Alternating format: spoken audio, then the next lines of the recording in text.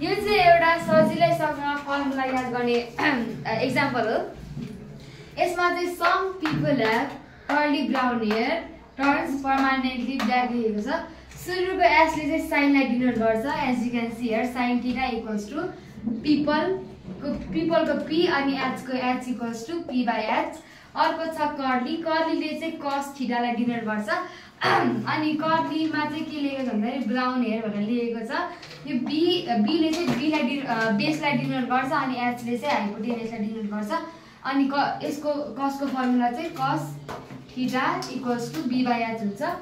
त्यस्तै गरी टीले चाहिँ टेनलाई डिनोट गर्छ अनि टेन टर्न्स पर्मानेन्टली ब्ल्याक भनेको पीले चाहिँ पर्पेन्डिकुलरलाई डिनोट गर्छ अनि बीले चाहिँ बेसलाई डिनोट गर्छ। Whereas we can take the formula of tan theta as P by B where perpendicular by base.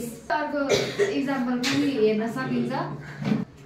Sign theta equals to P by H. एसबाट हामीले सीता भनेर दिमागमा राख्छौँ। सीताको पेन हरायो, सीताको चाहिँ पेन हरायो।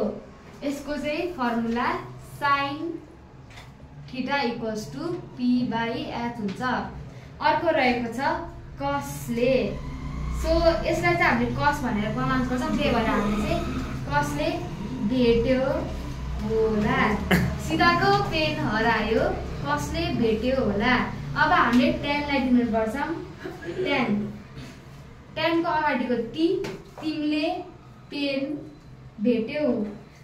यसको फर्मुला चाहिँ कसले भेट्यो होला अनि यसको चाहिँ तिमीले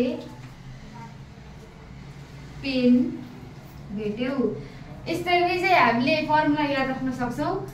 sign theta equals to P by H, सीताको पेन हरायो। Cos theta equals to B by H, कसले भेट्यो होला। Tan theta equals to P by B, तिमीले पेन भेट्यौ।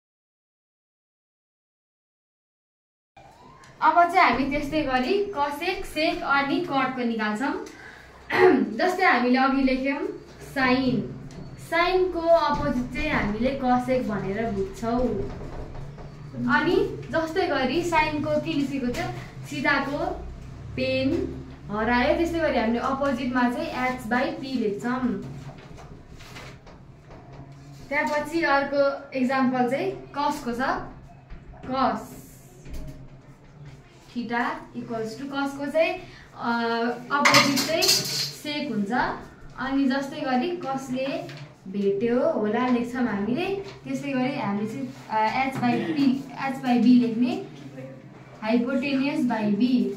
त्यस्तै गरी अर्को रहेको छ टेन थीटाको चाहिँ हामीले अर्को भर्जनमा चाहिँ कट लेख्छौँ।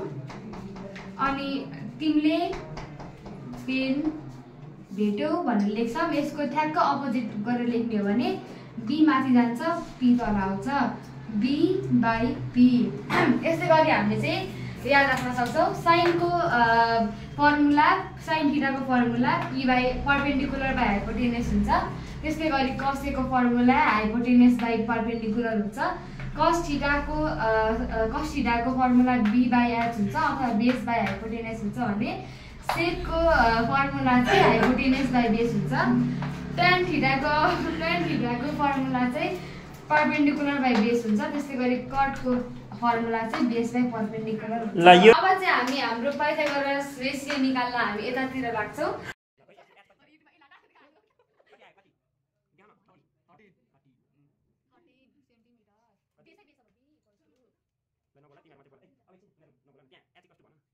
H equals to is 13 centimeter and the base is of 5 centimeter where the perpendicular is of 12 centimeter. Pythagoras थ्योरमको फिगर हो। अब त्यस्तै गरी हामीले पाइथागोरस रेसियो पनि निकाल्छौँ। रेसियो सुरुमा चाहिँ हामीले साइन थीटाको निकाल्छौँ। जस्तै गरी अघि हामीले पढ्यौँ साइन थीटाको